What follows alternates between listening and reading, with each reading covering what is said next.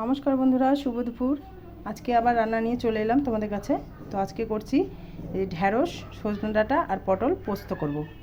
তো এই দেখো, আমি ধুয়ে এনেছি কেটে, আর একটু বেগুন ভাজা করব। তো বেগুনটা আমি হলুদ লবণ মাখিয়ে নিয়েছি। তো আগে আমি বেগুন ভাজাটা করে নিচ্ছি বন্ধুরা।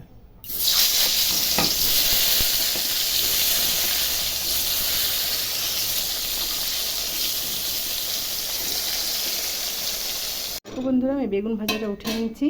তো এখন আমি আগে পটলটা ভেজে নেব।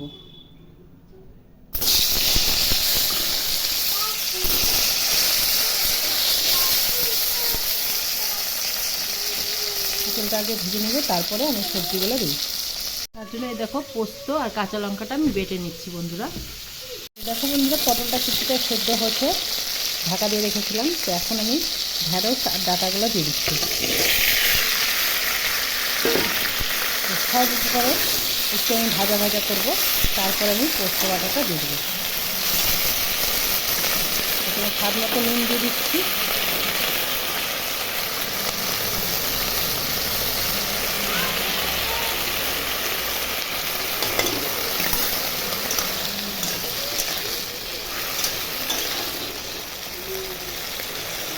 দেখো বন্ধুরা, আমার সবজিগুলো সেদ্ধ হয়ে গেছে।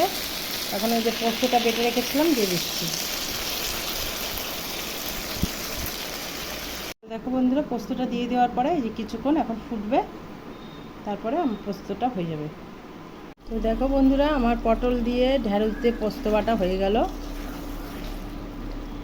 কেমন হয়েছে তোমরা এইভাবে বাড়িতে করে খাবে, খুব ভালো লাগে খেতে। পটল পোস্ত সঙ্গে ঢ্যাঁড়স, সজনা ডাঁটাও দিয়েছি।